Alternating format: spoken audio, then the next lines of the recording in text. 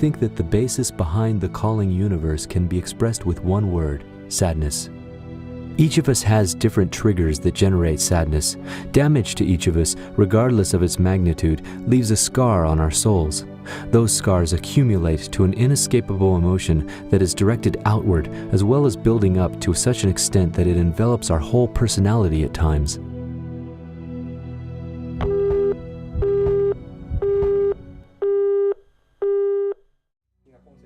The basic concept of this game's atmosphere is expression of horror in a traditional Japanese way. The developers at Hudson first looked to our surroundings for clues as to how to formally approach the horror genre, looking for everyday things that would express the very mysterious world of fear.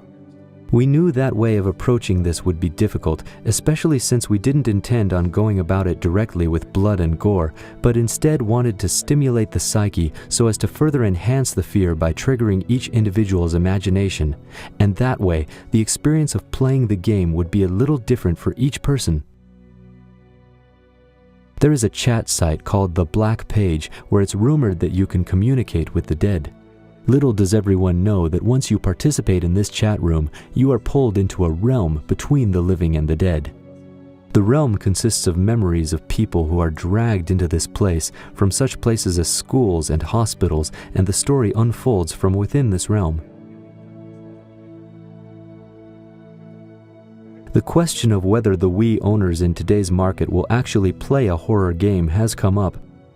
But I have to say, this is a real opportunity for us to present the wide Wii audience with a totally new creation and an experience unlike any other on the platform.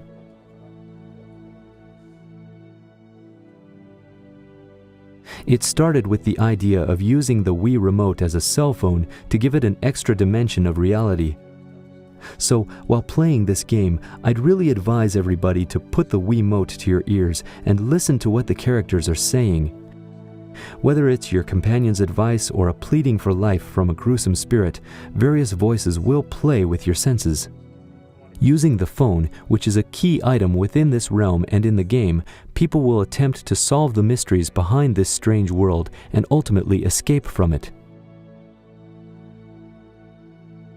There is a main character to the overall story, but when you're playing the game, you are a different person in each chapter. And by experiencing each person's perspective, the thrill of solving the mystery becomes more complex, more interesting, so all the characters are essential. Our initial thought was to make a Japanese horror type of atmosphere that's situated in an everyday environment.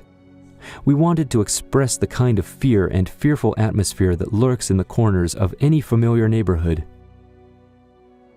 The game also includes both passive and active fear factors, so the players can get their spooks in various ways, both by doing things and just having things happen to them. Western horrors tend to put their focus on portraying graphic images or expressing horrible acts, whereas the direction that we're aiming for is the scare factor, built much more on tapping the senses and psychology and the imagination of the individual.